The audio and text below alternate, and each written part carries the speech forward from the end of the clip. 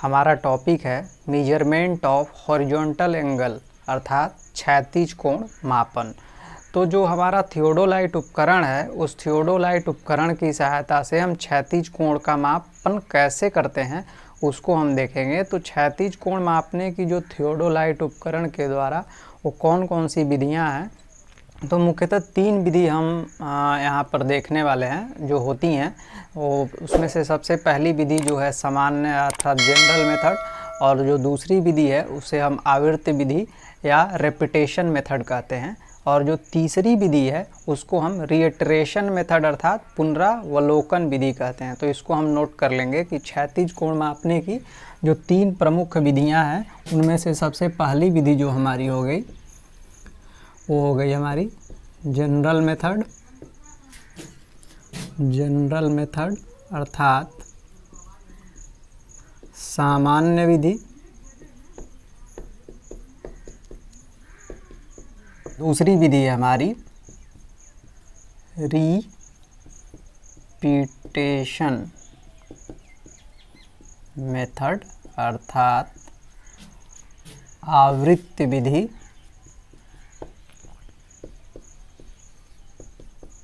तीसरी विधि है हमारी रिएटरेशन मेथड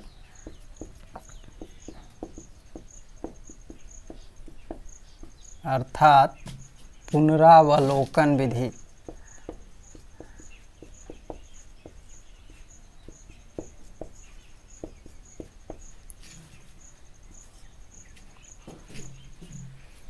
इन तीनों विधियों को हम बारी बारी से देखेंगे। क्षैतिज कोण मापन की जो सबसे पहली विधि थी जनरल मेथड अर्थात सामान्य विधि जो थी उसके द्वारा हम कोण का मापन देखेंगे।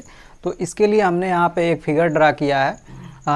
हमारे पास जो कोण हमको मापना है थियोडोलाइट उपकरण की सहायता से वो कोण है PQR, और PQR का मान हम कैसे ज्ञात करेंगे इसको हम देखने वाले हैं। तो सबसे पहले क्या करेंगे, स्टेप नंबर 1 में हम अपना जो थियोडोलाइट उपकरण है उसको बिंदु Q पर स्थापित कर देंगे, और स्थापित करने के बाद उसका केंद्रण और समतलन का कार्य करेंगे। तो इसके साथ साथ हम स्टेप जो हैं उनको भी हम नोट डाउन करते चलते हैं। तो स्टेप नंबर 1 में उपकरण को बिंदु Q पर स्थापित करना तथा उसका समतलन और इसके साथ साथ केंद्रण दोनों क्रिया करेंगे। उसका समतलन और केंद्रण करते हैं। स्टेप नंबर 2 में फिर हम देखते हैं क्या करते हैं। जब हमारा उपकरण बिंदु Q पर स्थापित हो गया और उसका सेंटरिंग और लेबलिंग दोनों कार्य हो गया, तो अब हम क्या करेंगे कि जो हमारा थियोडोलाइट उपकरण में जो अपर प्लेट होती है और जो लोअर प्लेट होती है, 2 प्लेटें होती हैं, इन दोनों प्लेटों को ढीला करते हैं और इन दोनों प्लेटों को एक दूसरे के विपरीत दिशा में घुमाते हैं। अब इससे को घुमाने से ये होगा कि जो हमारा अपर प्लेट होगा उससे लगा जो वर्नियर ए रहता है उसका जो तीर है वो निचली प्लेट पर जो 0 है उस 0 पर लगभग में सेट हो जाएगा। जब लगभग में वो सेट हो जाएगा तो हम क्या करेंगे कि जो हमारी दोनों प्लेटों को हमने ढीला किया हुआ था उन दोनों प्लेटों को कस देंगे, और फिर क्या करेंगे कि स्लो मोशन स्क्रू जो होगा जो अपर प्लेट से लगा हुआ होगा उसकी सहायता से क्या करेंगे हम कि जो हमारा अपर प्लेट का तीर है उसको निचली प्लेट के 0 से एकदम बिल्कुल शुद्धता से सेट करेंगे। तो स्टेप नंबर 2 को हम यहाँ पर लिखेंगे कि जो हमारी थियोडोलाइट उपकरण की दोनों प्लेटें हैं, दोनों प्लेटों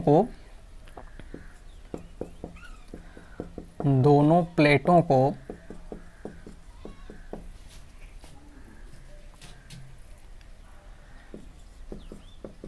ढीला करते हैं तथा उन्हें एक दूसरे के विपरीत दिशा में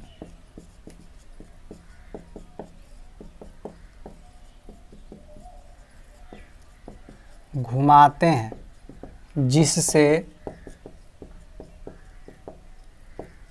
ऊपरी प्लेट का तीर निचली प्लेट के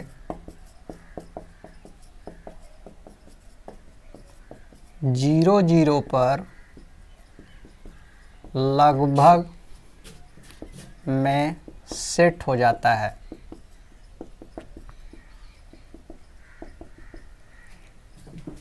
जब ऊपरी प्लेट का तीर निचले प्लेट के जीरो जीरो पर लगभग में सेट हो जाता है तो इसके साथ साथ हम एक चीज़ और चेक करते हैं कि जो हमारा थियोडोलाइट उपकरण का जो ऊर्ध्वाधर चक्री है वो बाईं ओर है। तो इस क्रिया को भी हम सुनिश्चित करेंगे। तो हम यहाँ पर एक चीज़ चेक करेंगे कि ऊर्ध्वाधर चक्री की जो स्थिति है वो कहाँ है, वो बाईं तरफ है। बाईं तरफ होने से ये जो स्टेप नंबर 1 से हम जो भी प्रेक्षण कर रहे हैं ये हो जाएगा हमारा फेस लेफ्ट ऑब्जर्वेशन, अर्थात फलक बायां प्रेक्षण। अब स्टेप नंबर 3 के अंदर हम क्या करेंगे, यहाँ पे हमारा लगभग में सेट हो गया है। अब हम इसको शुद्ध रूप में सेट करेंगे। तो इसके लिए हम क्या करेंगे कि जो हमने दोनों प्लेटों को ढीला किया था उन दोनों प्लेटों को कस देंगे। तो दोनों प्लेटों को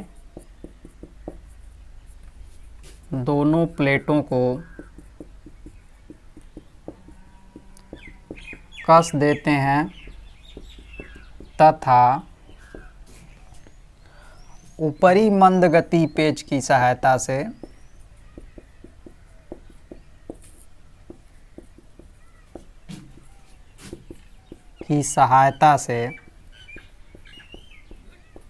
ऊपरी प्लेट के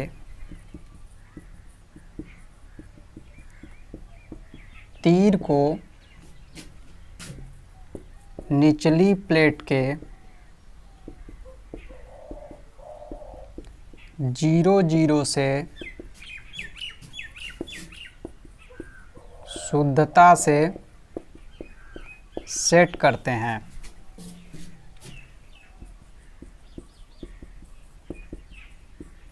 यहाँ पर ये जो शुद्धता है इस पे और ये लगभग, इन दोनों को समझना जरूरी है कि जब हमारा प्लेट ढीला रहेगा तो उस टाइम हम क्या करेंगे कि जब भी किसी भी बिंदु को साधेंगे तो लगभग में साधेंगे, और जब प्लेटें कसी हुई रहेंगी तब हमारा जो मंद गति पेच है वो कार्य करेगा, और जब मंद गति पेच कार्य करेगा तो उस बिंदु को हम शुद्ध रूप में साधेंगे। अब जब निचली प्लेटें जब जीरो जीरो से शुद्ध रूप में सेट हो गई हैं तो उसके बाद हम क्या करेंगे कि जो हमारा जो वर्नियर है, वर्नियर ए और वर्नियर बी जो होता है उनका पाठ्यांक चेक करेंगे। तो वर्नियर ए का जो पाठ्यांक होगा वो 0 होना चाहिए और 0 डिग्री होना चाहिए, सॉरी।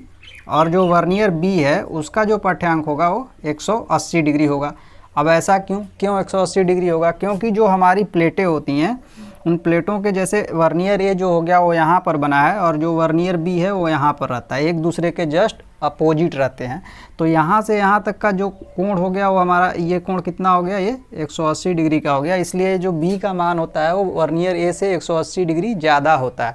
तो जब भी हम वर्नियर बी का मान कैलकुलेट करेंगे तो उसमें से 180 डिग्री घटा करके ही हमको लिखना होता है।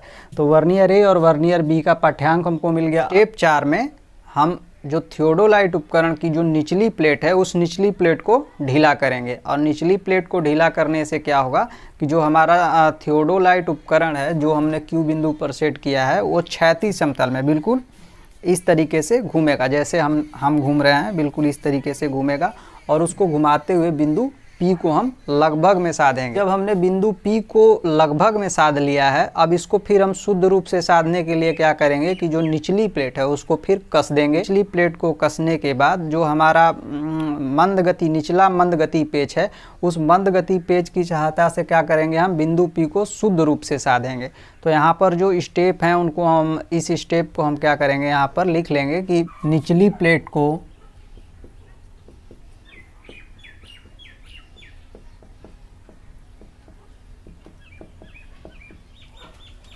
ढीला करते हैं तथा बिंदु P को तथा उपकरण को क्षैतिज समतल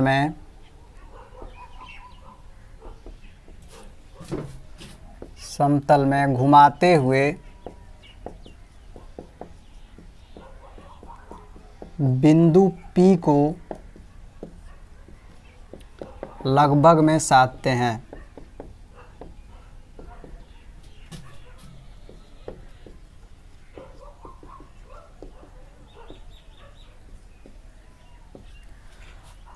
इसके बाद फिर निचली प्लेट को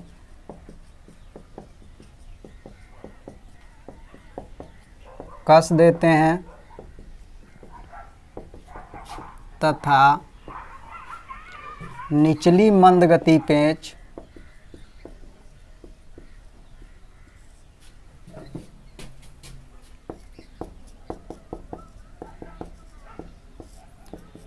पेंच की सहायता से बिंदु P को शुद्धता से साधते हैं।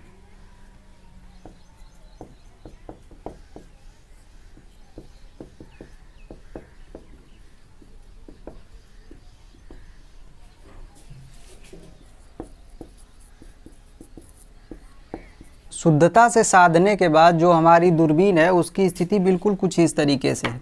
वो बिंदु P को बिल्कुल इस तरीके से देख रहा है। अब हम क्या करेंगे कि उपकरण को यहाँ से मूव कराना है हमको बिल्कुल इस तरीके से क्लॉकवाइज डायरेक्शन में, और यहाँ से हम ऐसे मूव कराएंगे ताकि ये बिंदु R जो यहाँ पर है इस बिंदु R को साधे। तो इसके लिए अभी हमको नेक्स्ट स्टेप में बढ़ने से पहले एक चीज़ और चेक करना पड़ेगा। यहाँ पे चेक ये करना पड़ेगा कि जो हमने वर्नियर ए और वर्नियर बी का पाठ्यांक नोट किया था, वर्नियर ए का पाठ्यांक 0 डिग्री था और वर्नियर बी का जो 180 डिग्री था, उसको हमको ये चेक कर लेना है कि जो हम स्लो मोशन स्क्रू का यूज कर रहे हैं उसको यूज करने के कारण उसके मान में कुछ इधर उधर गड़बड़ी तो नहीं हो गया है। तो यहाँ पर हम चेक कर लेंगे कि वर्नियर ए का जो पाठ्यांक है वो 0 डिग्री और बी का जो पाठ्यांक है वो 180 डिग्री वैसे ही पूर्ववत जो पिछला स्टेप में हमने चेक किया था वैसे ही बना हुआ है। और इसको चेक करने के बाद अब हम यहाँ पे अगला स्टेप देखेंगे। तो अब हम क्या करेंगे नेक्स्ट स्टेप में कि हम अपने जो थियोडोलाइट उपकरण है यहाँ पे हमने निचली प्लेट का कार्य ख़त्म कर लिया। अब हम क्या करेंगे कि ऊपरी प्लेट को ढीला करेंगे। ऊपरी प्लेट को ढीला करने से ये होगा कि जो हमारा थियोडोलाइट उपकरण का जो ऊपरी प्लेट के ऊपर स्थित सारा भाग है वो क्षैतिज समतल में मूव करेगा। तो हम जब यहाँ पे क्लॉकवाइज डायरेक्शन में घुमाएंगे तो ऊपरी प्लेट को ढीला करने के बाद तो कुछ इस तरीके से घूमेगा और बिंदु R को फिर हम लगभग में साधेंगे। और चूंकि प्लेट ढीली है अभी तो उस प्लेट को फिर हम कसेंगे और प्लेट को कसने के बाद फिर हम क्या करेंगे कि अपर मंद गति पेज का यूज करते हुए फिर बिंदु R को शुद्ध रूप से साधेंगे। तो यहाँ पे जो हमारा नेक्स्ट स्टेप हो गया इसमें हम लिखेंगे कि ऊपरी प्लेट को ढीला करते हैं तथा उपकरण को क्षैतिज समतल में क्लॉकवाइज दिशा में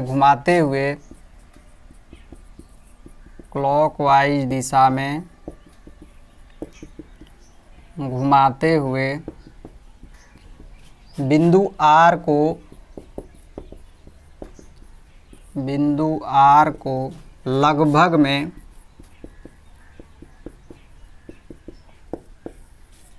साधते हैं।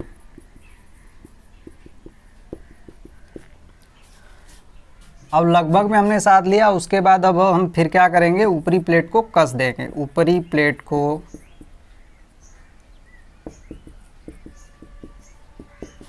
इसके बाद यहाँ पे जोड़ सकते हैं हम। इसके बाद ऊपरी प्लेट को कस देते हैं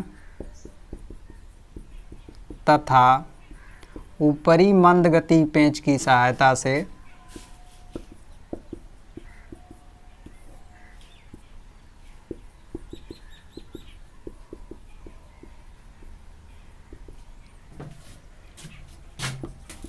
बिंदु R को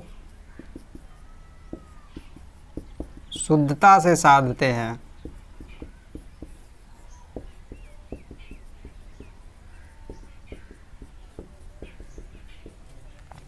अब हमने बिंदु R को फिर अब शुद्धता से साध लिया। इस बिंदु R को जब हम शुद्धता से साधेंगे तो हमारा जो वर्नियर A है और जो वर्नियर B है उस पर अब पाठ्यांक देखेंगे कि आखिर कितना पाठ्यांक आ रहा है। तो जो वर्नियर A पाठ्यांक बताएगा वो कोण PQR का मान रहेगा, और जो वर्नियर B का मान रहेगा वो PQR की जितनी वैल्यू रहेगी उसमें 180 डिग्री जुड़ा हुआ रहेगा, क्योंकि हमने जैसे बताया था कि ये एक दूसरे के अपोजिट साइड में रहते हैं। तो यहाँ से यहाँ का जो मान हो गया वो 180 डिग्री हो जाएगा, इसलिए वर्नियर B का जो मान रहेगा वो 180 डिग्री ज़्यादा रहता है।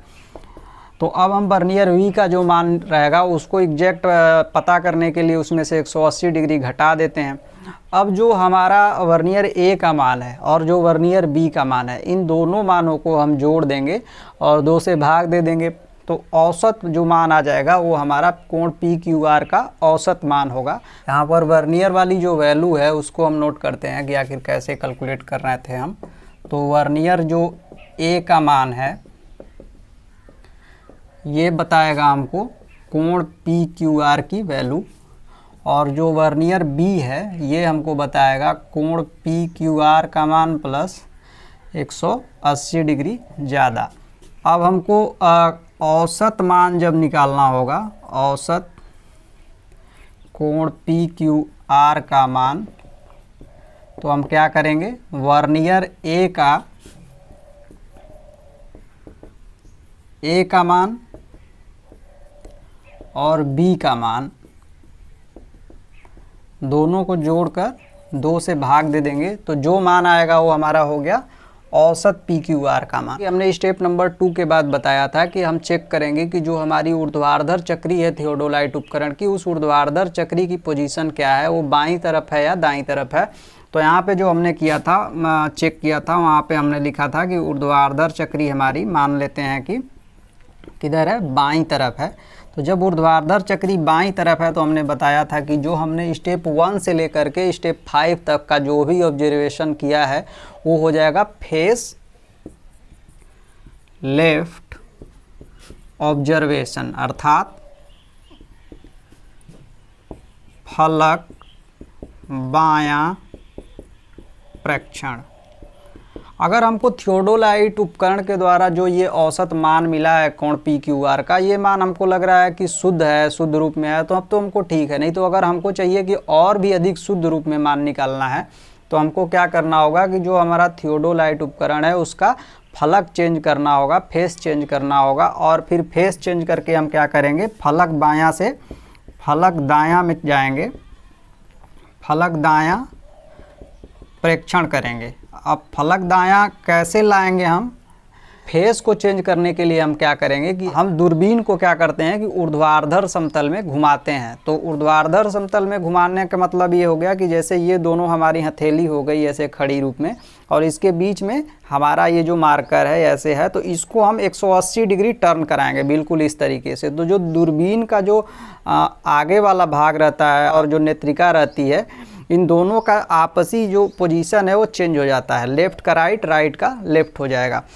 और इसके बाद हम एक क्रिया और करेंगे कि दूरबीन को हमने टर्न करा दिया ऊर्ध्वाधर समतल में 180 डिग्री, और इसके साथ साथ क्या करेंगे कि हमारा जो थियोडोलाइट उपकरण है, इस थियोडोलाइट उपकरण को फिर क्षैतिज समतल में 180 डिग्री घुमा देंगे। मतलब कि जैसे हम बिल्कुल घूम रहे हैं बिल्कुल इस तरीके से, तो हम उपकरण को भी 180 डिग्री घुमा देंगे। इन दोनों क्रियाओं को करने से क्या होता है कि जो हमारा फेस है वो चेंज हो जाएगा। जो फेस लेफ्ट है ये फेस लेफ्ट से फेस राइट में चेंज हो जाता है। नेक्स्ट स्टेप में हमें नोट कर सकते हैं स्टेप नंबर 6 में, फेस राइट ऑब्जर्वेशन, अर्थात फलक दायां प्रेक्षण। फलक बदलने के बाद हम क्या करेंगे कि जो हमने स्टेप 1 से लेकर के स्टेप 5 तक की जो भी क्रियाएं की, उन सभी क्रियाओं को दोहराएंगे। तो यहाँ पे हम लिखेंगे कि स्टेप 1 से स्टेप 5 तक की सभी क्रियाओं को दोहराते हैं तथा अंत में वर्नियर ए तथा वर्नियर बी द्वारा प्राप्त मान का औसत ज्ञात करके कोण PQR का मान ज्ञात कर लेते हैं।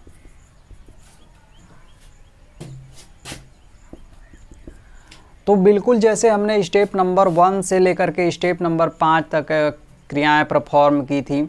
सबसे पहले उपकरण को बिंदु Q पर स्थापित करना, उसके बाद P को लगभग में साधना, फिर शुद्ध रूप में साधना, फिर क्लॉकवाइज दिशा में घुमाते हुए R को लगभग में साधना, फिर शुद्ध रूप से साधना, फिर वर्नियर ए का मान और वर्नियर बी का मान का जोड़ करके उसका औसत निकाल लिया था हमने, जैसे यहाँ पे हमने बताया भी है। तो इन दोनों का औसत निकालने के बाद जो हमको वैल्यू मिली थी वो फेस लेफ्ट की वैल्यू थी। और उसी तरीके से सारा स्टेप हम परफॉर्म करेंगे जब हमने फेस बदल लिया, अर्थात फेस लेफ्ट से ऊर्ध्वाधर चक्री को राइट साइड में भेजने के बाद वो सभी क्रियाएं की और फिर हमको उसी तरीके से कोण मिल गया, दोनों कोण।